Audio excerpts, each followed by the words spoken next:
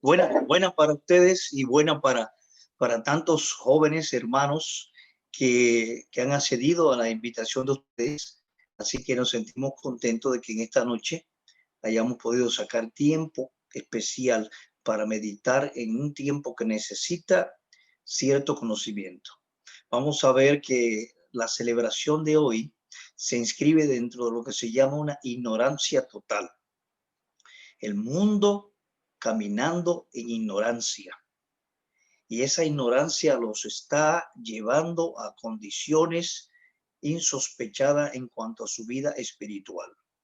Vamos a ver cuántas cosas se desconocen acerca de esta fiesta, que para muchos hoy, ¿verdad? Es un día muy especial en Estados Unidos, en muchos países de Europa, es una fiesta muy especial. Sin embargo, está basada en ignorancia, en tradiciones no sostenibles y más que eso, en prácticas totalmente antibíblicas e irrespetuosas con relación a lo que la Biblia establece. Para empezar hablando acerca de la celebración de este día, tenemos que remontarnos a fechas históricas. Yo sé que muchas veces el tema de la historia no es muy popular, ¿verdad? A veces el tema de la historia resulta un poquito cansón, a veces resulta un poquito poco atractivo, pero si no consultamos a la historia, es posible que no tengamos una base clara de por qué decimos que esta fiesta se inscribe dentro de un ámbito de ignorancia, si no total, casi en su totalidad. ¿Dónde radica el antecedente de esta fiesta que se celebra hoy? ¿Dónde radica? O sea, ¿dónde empezó? Bueno, tendríamos que remontarnos, ¿verdad?, a lo que la Iglesia Católica llamaba el Día de Finados, o el Día de Todos los Santos. Nosotros sabemos que durante la Edad Media, desde el siglo V hasta el siglo XV, la Iglesia Católica estuvo dominando todo el ambiente religioso de Europa y del mundo. Y durante todo ese tiempo, el concepto de los santos dentro de la Iglesia floreció mucho.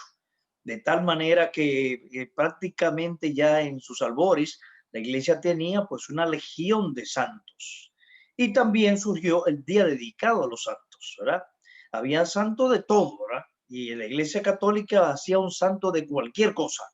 Así que se instituyó un día también que era llamado el Día de Todos los Santos. Esa fiesta empezó a celebrarse en tiempos inmemoriales. No hay muchos datos precisos de cuándo empezó la Iglesia Católica primeramente a venerar los santos desde el punto de vista de un festejo. Lo que sí es que tenemos como dato preciso que se celebraba en el mes de mayo. Miren ustedes, muy importante eso, en el mes de mayo. Pero ya llegando al año 608, en ese entonces estaba en el trono de Roma, ¿verdad?, aquel emperador que fue conocido como Focas. Focas fue uno de los últimos emperadores de Roma, no muy sobresaliente, no muy destacado, y posiblemente su nombre para muchos es un tanto chocante. Pero Focas siguió la práctica de los otros emperadores de su lucha contra los pueblos bárbaros que ya en ese momento estaban decididos a romper la frontera de Roma y penetrar a Roma. Siempre es importante entender, los bárbaros nunca quisieron la destrucción de Roma. Lo que quisieron fue disfrutar de los beneficios que Roma daba como imperio y como capital del imperio, y donde habían goces que en otras regiones no había. Así que es importante ver eso. Bueno, el emperador Focas hizo una gran invasión contra muchos pueblos bárbaros todavía y los cautivó. Pero luego él se dio cuenta que debió manejar cierta diplomacia. Y dentro de esa diplomacia, para que ellos no se rebelaran en última instancia, fue concederles que su fiesta religiosa más importante se ligara con la fiesta más importante del catolicismo. El catolicismo era el Día de Todos los Santos, mientras que la fiesta de los pueblos bárbaros era el regreso del Señor de los muertos. Fíjense ustedes que eran dos fiestas diferentes, ¿verdad? Pero al fin de cuentas con una cierta similitud. Entonces, ¿qué ocurrió? el emperador Focas permitió que se unieran esas fiestas. Inclusive se dice que el Panteón Romano, él lo cedió para que esta fiesta se diera. Y en esa fiesta, pues cada uno entró a celebrar lo suyo. Los católicos a pensar en el día de finado y los bárbaros a pensar en el regreso del Señor de los muertos. Así que fue una fiesta sumamente importante. Los bárbaros quedaron muy impresionados por lo que pudieron ver y pudieron hacer en aquella fecha. Ahora surgió algo importante en esa reunión. No solamente que los bárbaros quedaron satisfechos, sino que los católicos permitieron que llegaran a un acuerdo para modificar la fecha.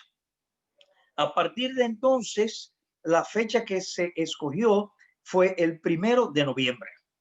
Ese sería el día para la celebración de esta gran fiesta, el 1 de noviembre. Y desde entonces empezó siempre a celebrarse el 1 de noviembre, el día de finado, ¿verdad? Que luego la Iglesia Católica se impuso y ya no se hablaba del día del regreso del Señor de los muertos, conforme a la tradición de los pueblos bárbaros. No, sino que se hablaba sencillamente del día de los santos o el día de los finados. Y así llegó hasta prácticamente nuestros días con esa celebración. Bueno, si desde esa fecha, prácticamente el 608 después de Cristo, cuando reinó Focas en Roma, se instituyó esa fecha entre los pueblos bárbaros y el catolicismo de celebrar el día de finado de los santos o de los muertos santos, el día 1 de noviembre, ¿por qué se habla hoy de 31 de octubre? Porque eso es muy importante observar eso.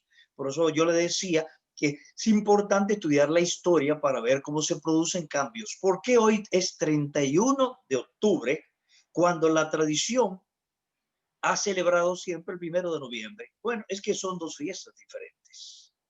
Es que son dos fiestas diferentes en cierto modo. La Iglesia Católica sigue celebrando, ¿verdad?, el 1 de noviembre como el Día de los Finados. Nosotros aquí en República Dominicana lo hemos observado durante mucho tiempo. Y en esos días, las iglesias nuestras, aunque no creemos en eso, aprovechábamos la conjunción de personas en los cementerios para ir y regar tratados, predicarles y compartir con ellos acerca de la esperanza de la vida eterna y que no pensaran tanto en los muertos, sino que pensar más en la resurrección que se promete a través de la salvación. Así que para nosotros fueron fechas bien aprovechadas. Ya últimamente, algunas iglesias siguen yendo, pero la generalidad no lo está haciendo. Pero en tiempos atrás, nuestras iglesias eran muy preocupadas por aprovechar el tiempo del día de finado para regar una gran cantidad de tratados en todos los cementerios del país. Ahora, volviendo atrás, ¿por qué se cambia la fecha? Y ya he dicho, aquí tenemos dos celebraciones. La celebración de la Iglesia Católica, ¿verdad?, que viene siendo la de el día 1 de noviembre, y entonces ahora se ha introducido con mayor fuerza y mayor influencia el 31 de octubre, ¿verdad?, y que se ha conocido como esta fiesta de Halloween. Esta palabra Halloween es inglesa y tiene dos componentes. Hall, ¿verdad?, el día de los, ¿verdad?, el día de los vivientes o el día de los finados también, en cierto modo. Ahí el término coincide un poco, ¿verdad? Es la traducción más bien que tenemos. Ahora, esta fiesta realmente, ¿por qué fue transferida al 31 de octubre? Fue transferida al 31 de octubre por un grupo sumamente poderoso que ha existido en Europa desde hace muchos tiempos, desde tiempo de la Edad Media, bien atrás, y ya avanzando en el tiempo, surgieron este tipo de grupos religiosos sumamente tradicionales. Ellos fueron conocidos como los celtas y los sacerdotes de esos grupos fueron conocidos como los druidas, sacerdotes experimentados Y el término druida no solamente tiene que ver con sacerdocio, sino tiene que ver con brujo, con brujería, con aquel que revela, con aquel que intercede, aquel que media. Así que el término Halloween y la celebración del 31 ha venido como consecuencia no directamente del catolicismo de la Edad Media, sino de la influencia de grupos europeos que fueron o que existieron en Europa durante un tiempo haciendo esas celebraciones muy misteriosas. Algunos piensan que posiblemente el origen de los celtas y el origen de los druidas está en aquel grupo que se llamaron los Caballeros Templarios. Los Caballeros Templarios fue un grupo que posiblemente se derivó de una corriente poderosa que se levantó en el catolicismo que se llamaron los jesuitas. Nosotros tenemos representación en el país de los jesuitas y ellos se han catalogado por ser muy buenos maestros. Hemos tenido y tenemos todavía centros de enseñanza y colegios muy fuertes en manos de los jesuitas. Los jesuitas fue el último grupo poderoso que se levantó en la Iglesia Católica después del Concilio de Trento en el 1445, cuando la Iglesia Católica se dio cuenta que era imposible revertir el acontecimiento de la Reforma y del crecimiento y desarrollo y extensión de la Reforma en toda Europa. Los católicos que quedaron convencidos de que tenían que hacer una contrarreforma o definitivamente Europa iba a ser prácticamente totalmente influida por la Reforma. Y así a partir de Trento, ese famoso congreso de la Iglesia Católica, se revirtieron, ¿verdad?, muchas reivindicaciones y surgió ese movimiento que luego fue armado, era como un ejército. Los jesuitas eran como un ejército y esa gran actitud que desarrolló la Iglesia Católica en reconquista de su terreno perdido, de sus edificios y en cierto modo de su membresía, de su poder, de su grandeza, estuvo en manos durante muchos años de los jesuitas. Bueno, ese grupo al final entendió que ya no había razón para seguir defendiendo o atacando la reforma y ellos lo que dijeron fue que iban a constituir un grupo de militares que se iban a preocupar por guardar el sepulcro del Señor en Jerusalén y proteger a los que iban a Jerusalén para adorar. Y durante un gran tiempo fue un ejército de seguridad en cuanto a Jerusalén y a todo lo que tuvo que ver con lo que siempre se ha valorado como parte de la historia del Señor Jesucristo. Pero finalmente ese grupo se distorsionó y empezaron a pedir en las calles y a extorsionar a los turistas y el grupo se degeneró y finalmente se debió en un grupo pues ocultista. Se congregaban en grandes fortalezas cerradas en Europa, celebraban grandes ceremonias, y posiblemente allí donde nació el origen de lo que se conoce como misa negra con el sacrificio de animales, sacrificio de niños. En Europa hubo una enorme matanza de niños que se utilizaron para llevar a cabo ceremonias y donde la sangre era parte del ritual y donde la copa, en vez de tener vino, lo que tenía era sangre pura de animales y de niños, y entonces este movimiento se distorsionó. Muchos piensan, no podemos decir 100%, pero hay algunos documentos históricos que piensan que el origen de los celtas fue la descendencia de los templarios. Bueno, el asunto es que ese movimiento desarrolló poderosamente en Europa, en muchos países de Europa, Irlanda, Francia, gran parte de Inglaterra, ¿entiende? Y otros lugares, aparte de Alemania y otros lugares también, fueron muy atacados por el surgimiento de este gran movimiento que fueron conocidos más después como los celtas. Y tenían mucha tradición y muchas cosas misteriosas en sus ceremonias y en su creencia. Bueno, nosotros sabemos que a partir del siglo XVII, siglo XVIII, ¿verdad?, muchos europeos empezaron a descender a Estados Unidos, empezaron a llegar a Estados Unidos para vivir allá, formar colonias y trajeron su práctica religiosa.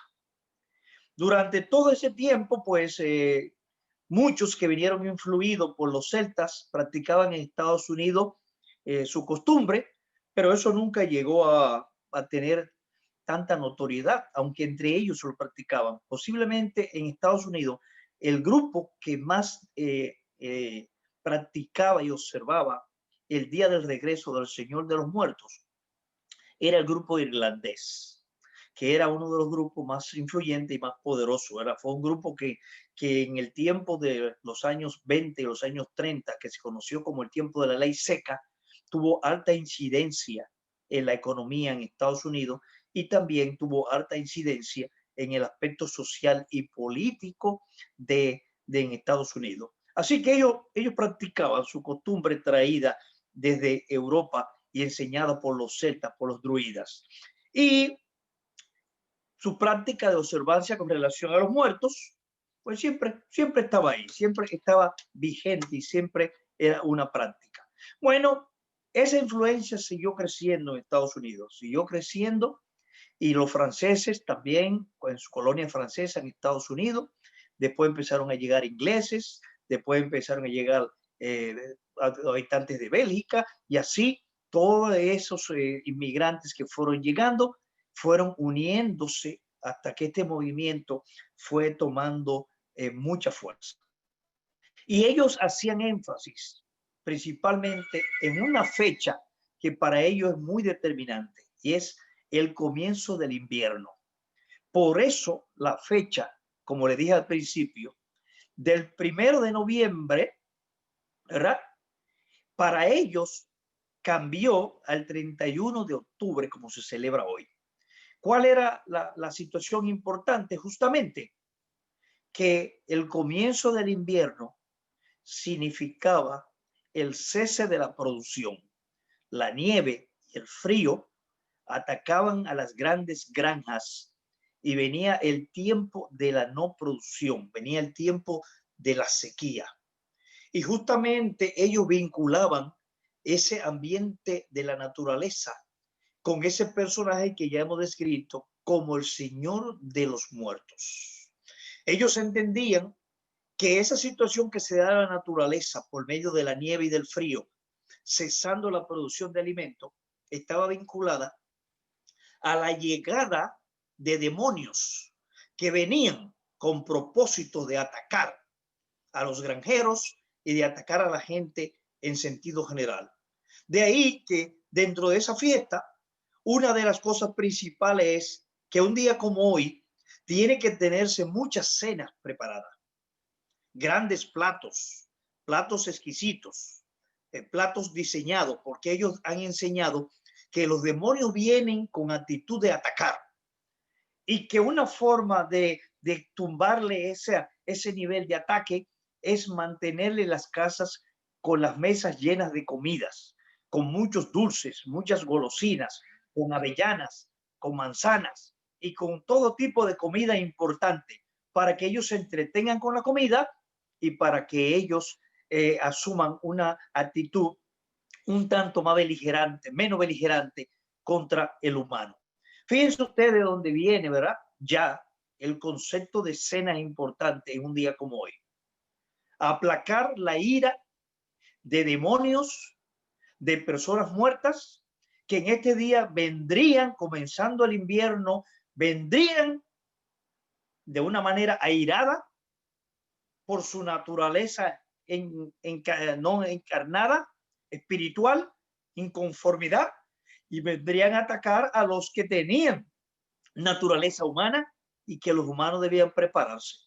Inclusive se habla dentro de la tradición celta, druida, que la práctica era que un sacerdote druida salía por los diferentes ámbitos de producción y los granjeros iban a ofrecer o frutos o dinero para que los demonios estuviesen contentos con lo que ellos ofrecían a cambio de que no atacaran su producción. Oigan bien a dónde va esto. Y eso fue una tradición que se sostuvo mucho entre los irlandeses y entre los franceses entre gran parte de Alemania y de otras nacionalidades europeos que vivieron a vivir a Estados Unidos, que durante mucho tiempo la observaban entre ellos, pero que luego esto fue tomando mucha fuerza. Así que también en una ciudad importante, como es la ciudad de Salem, ¿verdad? En Massachusetts, Boston, que fue conocida tradicionalmente como la ciudad de la brujería, durante muchos años atrás, cuando llegaron muchos cristianos al Nuevo Mundo, la ciudad de Salem, en Boston, que fue una de las ciudades primeramente pobladas, allí hubo acusaciones de mujeres que sencillamente se decía que practicaban la adivinación y que se hacían llamar brujas. Eso fue un periodo triste de la historia. Cuando ustedes, los que les gusta la historia, estudian el cristianismo, la historia del cristianismo, van a ver ese episodio porque hubo grandes matanzas de mujeres que nunca se pudo probar que en verdad eran brujas, sino que corrió el rumor de que eran brujas y las autoridades permitieron que grandes grupos vándalos las atacaran y las mataran en plena calle, y fue una matanza tremenda. Y luego se hablaba de las mártires de Salem. Bueno, Salem siempre ha sido conocida desde ese entonces como la ciudad de la bruja. Una noche como la de hoy, en una ciudad como la de Salem, hay grandes fiestas.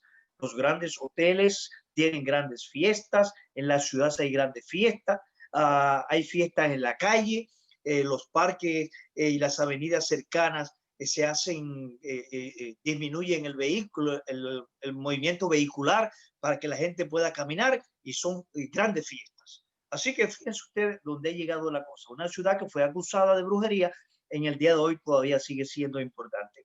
Es decir, que todo este ambiente tiene que ver con lo que conocemos hoy, ¿verdad? Como la fiesta de Halloween. Y es importante, ¿verdad?, entender todo esto para que vayamos viendo la ignorancia que ha traído la práctica de esta fiesta. Ahora, esta fiesta se caracteriza por algunas cosas importantes que es bueno mencionarlas. En primer lugar, dentro de la celebración de esa fiesta hay una tradición que dice, se conoce con la tradición de Jack Lantern, es decir, la linterna de Jack. ¿Qué es eso de la linterna de Jack? Bueno, la historia dice que Jack era un personaje al cual se le había negado vivir en el cielo y también vivir en el infierno, que él debía vivir en el mundo errante. Oigan bien, fíjense las tradiciones como vienen, cosas no sostenidas, cosas no demostradas, cosas de invento, de tradición, y todavía hasta en el día de hoy tiene una aplicación capital dentro de la celebración de esta fiesta. ¿Qué significa esto? Bueno, la historia dice que ya al sentirse, ¿verdad?, ignorado por el cielo e ignorado por el infierno y destinado a caminar en el mundo errante, él dice que tenía miedo durante las noches. Entonces lo que él hizo fue coger una vela y encenderla y colocarla, tomar una, por decirlo así, una zanahoria de gran tamaño, la abrió y metió su vela dentro. Y esa era su linterna. De ahí viene el nombre de la linterna de Jack. Bueno, esa linterna luego fue sustituido la zanahoria por una calabaza. Hace un tiempo, ¿verdad?, la calabaza fue sustituida. Se toma la calabaza, se abre, se saca lo que tiene dentro, se le abren ojos, ¿verdad?, como si fuera una cara humana, y se pone una vela dentro, o a veces se ponen bombillos de colores, ¿verdad? Así que fíjense ustedes que encontramos en los centros comerciales, encontramos en las casas, encontramos en grandes ciudades adornos que tienen que ver con calabaza, y tienen que ver con calabazas iluminadas. ¿De dónde viene eso? De la práctica tradicional de la historia de Jack. Una tradición sin ningún fundamento. Pero aparte de eso, tiene una raíz sumamente delicada. ¿Cuál es la raíz? Jack utilizaba esa luz para protegerse porque su alma no tenía destino. Él andaba errante en el mundo. Es decir, que esa práctica lo que dice es que un alma que no tenga destino, aunque ande errante, puede ser alumbrada por una luz creada por un hombre. En primer lugar, nosotros sabemos que ningún alma anda errante. Las almas tienen destinos establecidos. La de que conocen, los hombres y mujeres que conocen al Señor, presente al Señor, ausente del cuerpo, presente al Señor. Y los que no, ¿verdad? Destinados a prisiones de oscuridad, infierno, ¿verdad? Esperando allí hasta la muerte segunda que va a ser ratificada. Es decir, no dice nunca nada, no hay ningún fundamento, no hay ningún dato preciso que nos diga que las almas de los hombres andan divagando, ¿verdad? Y que mucho menos que pueden alumbrarse así de que en el mundo. Así que fíjense que esa práctica de la calabaza y de la lámpara dentro, del bombillo dentro y todo eso, eso tiene un origen oscuro, ocultista, falso. Y mucha gente decora su casa y tiene calabaza en los jardines y tiene calabaza en la entrada de la casa y en la sala principal, y todo aquello es un derroche. Yo he estado en fechas como esta en Estados Unidos y hay sitios donde venden calabaza que son filas para adquirir una calabaza para poder utilizarla en la decoración de la casa sin conocer el trasfondo de donde eso viene. Así que es muy importante, ¿verdad? Ver lo que hay de esto. Otro aspecto importante son los colores, ¿verdad? En esta fiesta nosotros vemos que prevalece el color anaranjado. Bueno, el color anaranjado lo usaban los celtas y los druidas por el color de las velas. Las velas que se producían hace muchos años no salían blancas como nosotros las conocemos hoy o con diferentes colores, sino que por lo regular salían de los moldes de una manera anaranjada, como mamey. Y de ahí que viene el color que se usa tanto, tiene que ver con la vela que se utilizaba y que se deriva supuestamente de la que usaba Yah, ¿verdad? Como su lámpara para no estar en la oscuridad durante su peregrinaje, durante las noches, en ninguna parte. Y el color negro se utilizaba, ¿verdad? En la celebración del día, ¿verdad? De aquellos que supuestamente resucitaban en féretros que los representaban, y entonces se ponían telas negras sobre los féretros.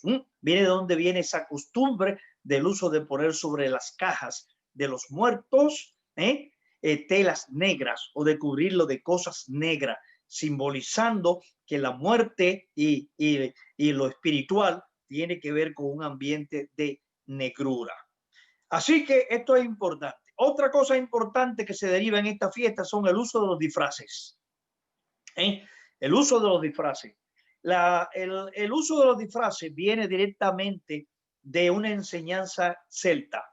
Esa enseñanza celta se remonta a años muy atrás en la historia y no tengo tiempo para entrar en detalle, pero los sacerdotes celtas enseñaban que el hombre renueva su vigor, su poder, no por la presencia del Espíritu Santo en su vida, no por buscar a Dios y contar con la ayuda de Dios, no, él tiene medios para él mismo fortalecerse.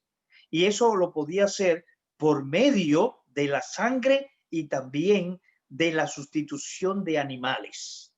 Es decir, que los celtas y los druidas no solamente creían mucho en la fuerza de la naturaleza vegetal, sino también en la fuerza animal.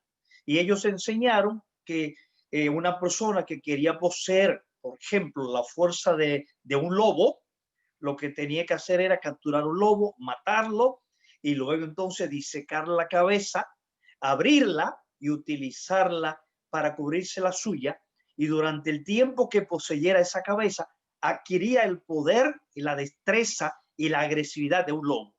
Así que cualquier animal que pudiera representar para un hombre un crecimiento, por ejemplo, la pantera, ¿verdad? O el leopardo, que son rápidos, una persona que quería en su vida desarrollar destreza de velocidad, pues por lo regular procuraba siempre tener una figura de un animal como eso en su casa, y si no, tener entonces la cabeza para utilizarla como un disfraz. Así que el uso del disfraz en el día de hoy, y nosotros lo vemos mucho aquí en la fiesta de carnavales, ¿verdad? Y en las regiones de San Juan y todos esos lugares, encontramos la cantidad enorme, ¿verdad? De reyes cojuelos, etcétera, que usan todo este tipo de máscaras diseñadas por alta tecnología. Y bueno, todas esas máscaras, la tradición es que era asumir el poder de un animal, asumir la grandeza y la fuerza de un animal, y eso fortalece mi vida para yo lograr grandes objetivos.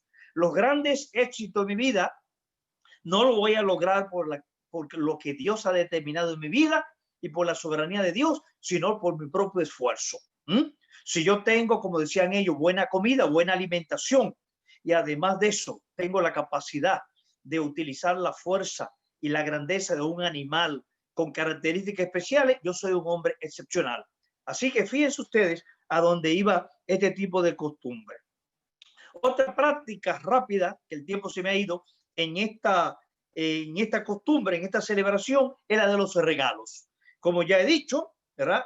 La tradición principalmente irlandesa enseñaba que debían recogerse regalos y hacer platos entre las familias para tenerlo en las mesas de las casas irlandesas para cuando llegara el 31, ¿verdad? Que los demonios encontraran comida y encontraran muchos regalos para que se entretuvieran con la comida y con los regalos y que no atacaran.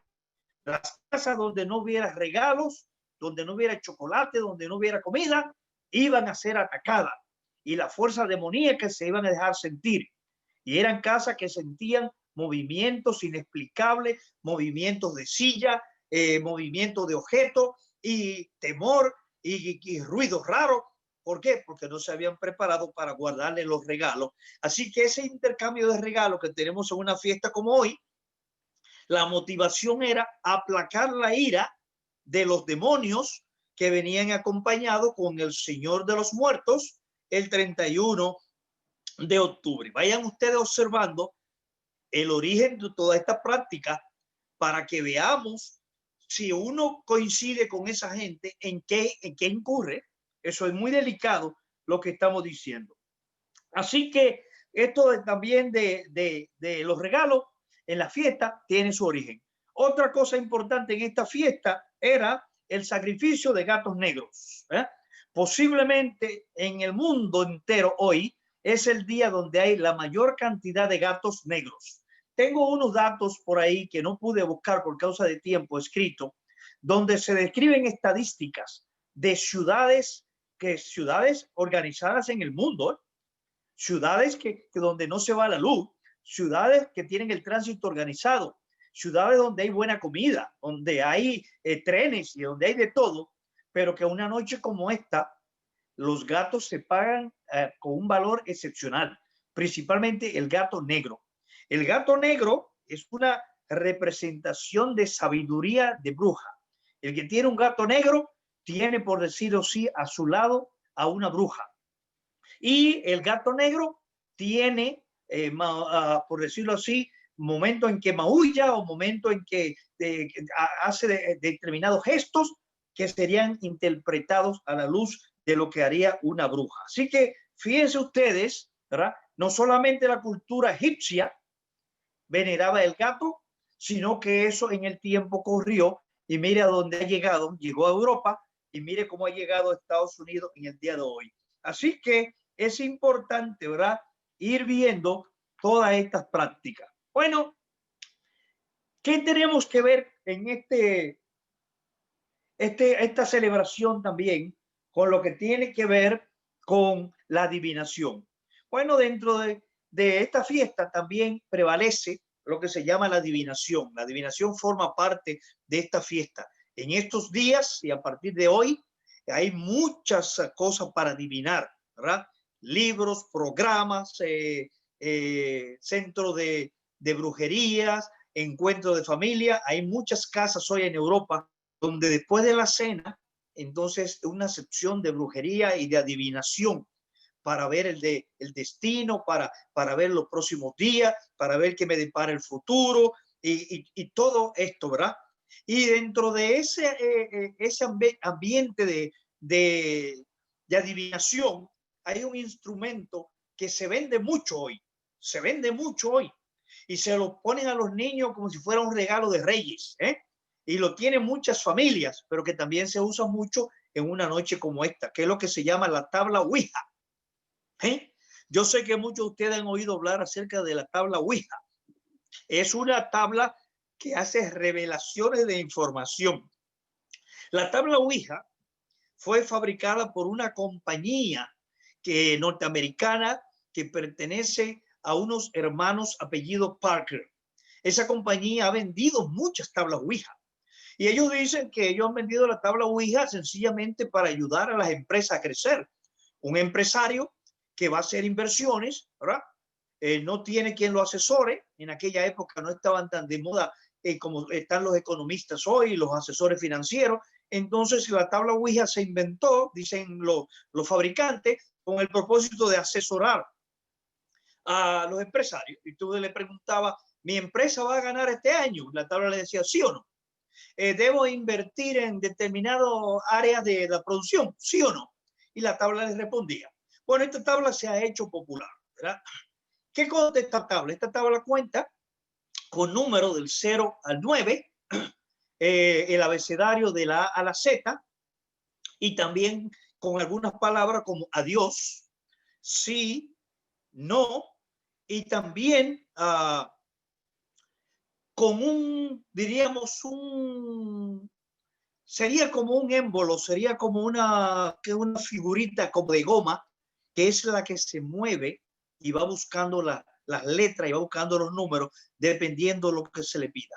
Bueno, la experiencia que esta tabla ha dado, y es mucho, hay muchos libros, hay algunos libros escritos solamente dedicados a las experiencias de la tabla Ouija. Y yo he tenido oportunidad de hablar con personas que han tenido la tabla, y estando en Estados Unidos me llevaron una tabla de regalo y yo la pude ver, la analicé delante del público y entonces luego la tiré por una ventana y le dije a los que estaban allí, no usen esto ni lo compren tampoco. Lo que ha demostrado la práctica de esta tabla, no sabemos qué es lo que la famosa tabla tiene, ¿verdad? Pero hay instrumentos que se han hecho propios del satanismo, del ocultismo, donde el ocultismo y el satanismo se revelan, se muestran a través de instrumentos, ¿verdad? Por ejemplo, a los brujos y a personas que celebran misas negras, ustedes le dicen, ¿cuál es, qué es lo que ustedes usan? ¿Cuál es el instrumento principal para ustedes? Dicen ellos, bueno, el pentáculo salomónico es una estrella de 5 picos. Ahí nosotros con esa estrella de 5 picos ponemos vela en cada punto de esa estrella, hacemos una invocación, inmediatamente comenzamos la sesión y ya la sesión queda abierta y tenemos manifestaciones poderosas. Fíjense ustedes, el pentáculo salomónico, ¿verdad? Una estrella de 5 picos, para ellos es importante. Hay otros que hacen invocaciones, hay otros que sacrifican primero un gato, hay otros que sacrifican a un niño, hay otros que hacen invocaciones de brujería, hay otros que prenden velas de diferentes tamaños, hay objetos que están íntimamente ligados a la práctica del ocultismo y que cuando se ponen en acción, el ocultismo automáticamente se hace presente. Bueno, la tabla Ouija, en cuanto a su adivinación, tiene esto. La tabla Ouija ha provocado la muerte de muchas personas, ha provocado accidentes en muchas personas y ha dejado a muchas personas trastornadas. Porque hay personas que han cogido la tabla Ouija como si fuera un juego y ha ido a practicar, a pedirle respuesta. Y cuando la tabla le ha dado la respuesta como ellos le esperaban, hasta la mente se le ha quedado en blanco y no han podido recuperar la mente nunca más. Ahora, la tabla Ouija tiene una respuesta que parece muy específica. No importa que sea la tabla en Europa, que la tabla esté en Estados Unidos, donde quiera que la tabla se consulta, siempre cuando se le pide y se le dice, ¿por qué tú sabes tanto? Ella responde por lo regular, Satán, demonio, Lucifer, diablo. Y los que han estado en esta situación oyen la voz, son voces claras, como si estuviera hablando una persona. Y la tabla siempre responde lo mismo. Así que dentro de la práctica de Halloween y dentro de la práctica de la adivinación, que es muy dada en Halloween, está el uso de la tabla Ouija, ¿verdad? Que es un instrumento diabólico sumamente efectivo. Hay mucho que decir acerca de la tabla Ouija, ¿verdad? Sumamente importante. Yo califico la tabla Ouija de un instrumento de adivinación peligroso, sumamente peligroso, que no debe dársela a ningún niño como un juguete, que la juventud no debe usarla ni consultarla y que no debe estar en ninguna casa de ningún creyente ni ninguna familia de ningún creyente, porque es una puerta abierta para la adivinación y la presencia del ocultismo, de todo lo que tiene que ver con satanismo, brujería y todo este ambiente. Así que muy importante. Junto con la tabla Ouija hay otras cosas que también son medios muy eficaces para la adivinación en la práctica de Halloween y del mundo oculto, como son la baraja, la carta del tarot. La baraja no que tienen números, sino la que tienen como figuras, ¿verdad? Por eso se le llama la carta del tarot. Otro es también la quiromancia, o lo que le llaman leer las líneas de las palmas de las manos, ¿verdad? Leerme las manos.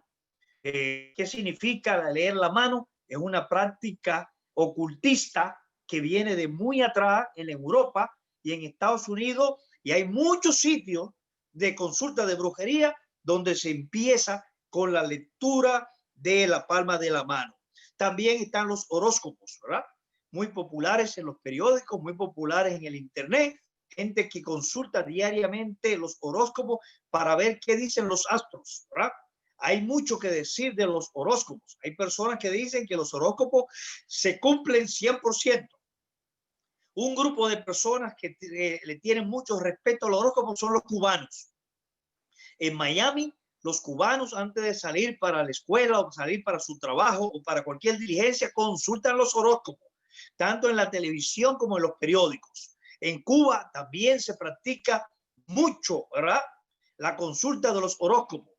Es decir, que la santería cubana piensa mucho que la práctica de la adivinación y la práctica de lo que debemos hacer es importante. Así que piensen ustedes todo este tipo de cosas que van saliendo. Y por supuesto, cuando hablamos de Halloween y hablamos de todo este ambiente de fiesta, no se puede quedar la música, ¿verdad? La música preferida de todos los celebradores de Halloween y todo este tipo de fiestas celtas y druidas y todo este tipo de religiones tradicionales tienen que ver con el heavy metal, ¿verdad? El rock pesado. Esa es la música que ellos prefieren y ellos dicen que a través de esa música y de la tumbadora y de las tamboras, ellos logran despertar el oído de los demonios. Y entonces, por eso ustedes ven que cuando en algunos sitios se celebran lo que se llaman fiestas de palo, el primer tiempo es con tambores, tambores, tambores, tambores. Y yo le preguntaba a una persona que estaba cerca de donde se iba a celebrar una fiesta y yo estaba ahí, ¿y por qué tanto tiempo los tambores? Tienen más de una hora tocando los tambores. Y entonces él dice, no, hasta que los espíritus no estén despiertos hay que seguir tocando los tambores. Y a veces debemos durar 2 y 3 horas antes de la ceremonia. Y antes de la práctica de la ceremonia vudú también se practica mucho el uso de las tumbadoras y el uso de las tamboras, principalmente fuerte, para despertar, dicen ellos, a los espíritus. Es decir, que dentro del ambiente de Halloween y la celebración de toda esta fiesta, la música de heavy metal, rock pesado, es una música que se conoce mucho, que se usa mucho y que los rockeros están conscientes de eso. Y ellos dicen que este tipo de música le garantiza a ellos poder, le garantiza fama y le garantiza también grandeza. Así que ellos dicen que esa es la música preferida de ellos, ¿verdad? Así que tengamos cuidado con el rock pesado también. Finalmente, ¿cuáles son los símbolos que más se usan, ya símbolos visuales en cuanto a la práctica de Halloween? Bueno, en la mano con los dedos cruzados en forma de B, ¿verdad? En forma de B, así como ustedes ven mi mano en la pantalla, ¿verdad? Esto es una práctica ocultista muy peligrosa, ¿verdad? En forma de esto, ¿verdad? En forma de como si fuera de cacho. ¿Eh? Esta es una práctica, cuando usted ve a alguien haciendo esa práctica, ya usted sabe que practica ocultismo, ¿verdad? Como dije ahorita, la estrella de 5 puntos, ¿verdad? La esvástica, la figura que utilizaron los alemanes de 4 puntos, pero al revés, también es un símbolo ocultista. Eso lo copiaron los alemanes de los iraníes, y los iraníes a su vez lo copiaron de los hindúes. Así que Hitler era un ocultista de primera. Hitler consultaba más a los ocultistas que a su ejército mayor. Por eso se metió en grandes problemas. Ellos le dijeron, no ataque a Rusia. Y él consultó a sus adivinos y los adivinos le dijeron, sí, atácala, que Dios te va a dar la victoria. Y ya nosotros sabemos lo que le costó a Rusia a atacar, era a Leningrado, atacar a Rusia, y ya vemos cómo los rusos fueron un factor determinante en la derrota del Tercer Reich. Así que la esvástica, la figura del símbolo nazi, también es un signo ocultista muy utilizado en Europa y principalmente en un sector de Alemania. Y por supuesto, la verdad, el sacrificio de niños, práctica de esta cosa, ¿verdad? La celebración de misas negras, magias negras, que tienen que ir acompañadas siempre con derramamiento de sangre animal o sangre humana. Todo esto forma parte de esto. Y por supuesto, religiones como las que nosotros tenemos aquí al lado, el vudú, ¿verdad? La práctica de los zombies, ¿verdad? La santería, que la tenemos en Haití, en parte del sur, en San Juan, en Elías Piña, por Pedernales, todas esas regiones pegadas a la frontera, ¿verdad? Son prácticas que coinciden también con lo que nosotros vemos en la práctica de Halloween. Así que ustedes pueden ver rápidamente, les he hecho un resumen de las cosas principales que tienen que ver con esa famosa fiesta que se da hoy.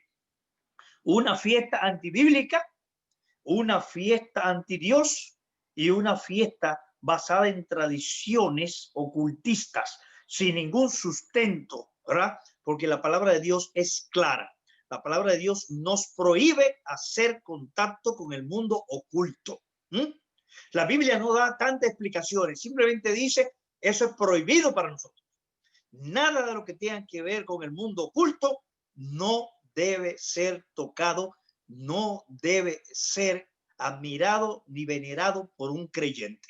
Y toda esa práctica hoy, que viene de una cultura tan influyente como la americana, imagínense, nosotros pensamos hoy sencillamente que lo que viene de Estados Unidos hay que celebrarlo porque allá lo celebran. Y cuando alguien de nosotros va a Estados Unidos, siendo un día de hoy de fiesta de ellos, nos involucran en su fiesta, y cuando ahí estamos nosotros también fotografiándonos y gozando y brincando como si esa fiesta sea nuestra.